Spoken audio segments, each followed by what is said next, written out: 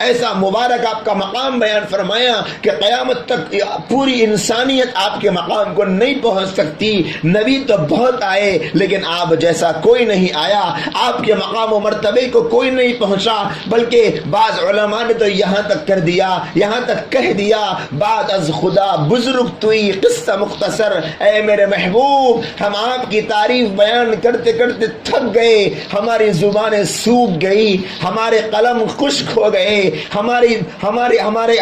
ہماری طاقت ساتھ نہیں دے پا رہی, ہمارا علم کمزور پڑ گیا. بس اخیر میں یہی کہنا چاہتے ہیں, اللہ کے بعد اگر کسی کا مقام ہے تو بس وہ آپ کا مقام.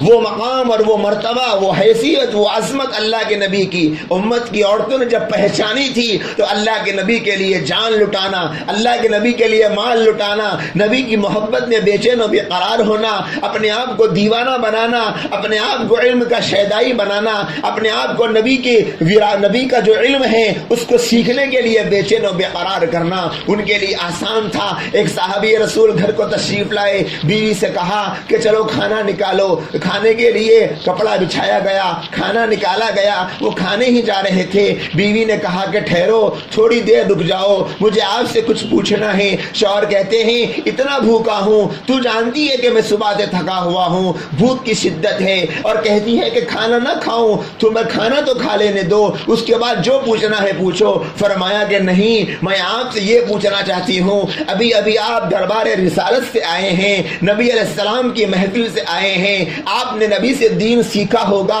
آپ نے نبی سے جو سیکھا مجھے سکھا دیجئے. کہنے لگے تھوڑا کھانا تو کھا لو بیگم, اس کے بعد تو میں سب سنا دوں گا. کہنے لگی کہ نہیں میرے سرتاج, آپ کچھ دیر سے کھانا کھا لیں گے تو کوئی فرق نہیں پڑے گا, لیکن اگر آپ کے کھانا کھانے تک میں مر جاؤں گی تو اللہ کے یہاں میں کیا جواب دوں گی کہ نبی کا جو علم تھا میں اس سے محروم رہ گئی تھی. یہ شوق اور یہ جذبہ امت کی عورتوں میں کب پیدا ہوا؟ جب وہ نبی کے مقام کو سمجھی تھی. اور جب نبی کے مقام کو امت کی عورتوں نے نہیں سمجھا, نبی کی حیثیت کو نہیں سمجھا, نبی کو معلم کی حیثیت سے تسلیم نہیں کیا, نبی کو اپنا سب کچھ نہیں مانا, نبی کو اپنا بڑا اس حیثیت سے نہیں سمجھا کہ آپ جو ہم کو کہیں ہم آپ کی باندیاں اور غلام ہیں, ہم سب کریں گی, تو آج حال یہ ہو گیا کہ امت کی عورتیں, امت کی بچیاں جوانی کی دہلیز پہ قدم رکھ رہی ہے, گھرانوں سے ان کی